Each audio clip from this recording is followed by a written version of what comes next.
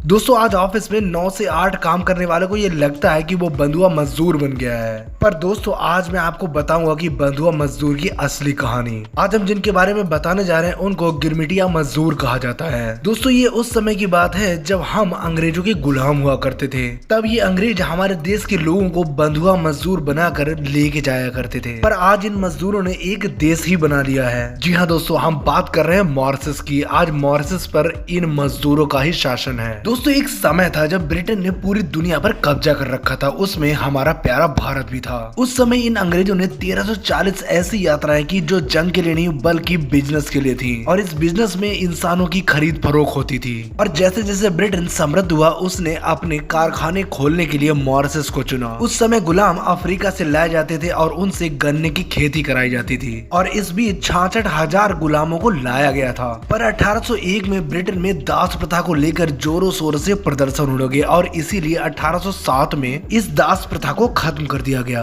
पर उस समय तक मॉरिशस चीनी का बहुत बड़ा पोर्ट बन चुका था। 18वीं शताब्दी के अंत तक अंग्रेजों का पूरे भारत पर कब्जा हो चुका था और इधर भारत में अकाल पड़ रहा था, जिसमें 3 करोड़ लोग मारे गए और लोग कर्ज में दब गए। इसका फायदा अंग्रेजों ने उठाया और लोगों के सामने एक एग्रीमेंट रखा जिसके तहत उन्हें नौकरी मिलेगी और 5 साल तक मॉरिशस में रहना होगा। उस समय के एग्रीमेंट शब्द को घिस पिट कर गिरमिटिया बना दिया, वैसे ही जैसे हमारे गाँव में रामू को रमुआ बना दिया जाता है। और इस तरीके से बंधुआ मजदूरों का नाम पड़ गया गिरमिटिया मजदूर। इनको 10 सितंबर 1834 को जिस जहाज में ले जाया गया था उसका नाम एटलस था, और ये सारे बिहार के मूल निवासी थे और दिहाड़ी के रूप में इनको 5 रुपए और औरतों को 4 रुपए दिए जाते थे। मॉरिशस में इन्होंने जहां पहला कदम रखा उसको अप्रवासी घाट कहा जाता है। 1834 से 1910 के बीच 4,51,740 गिरमिटिया मजदूरों को लाया गया था। जब दुनिया में चीनी का प्रोडक्शन ज्यादा होने लगा तो मॉरिशस में चीनी की डिमांड कम हो गई, जिसके कारण 1917 में मॉरिशस में काम कर रहे गिरमिटिया मजदूरों को घर जाने की इजाजत मिल गई।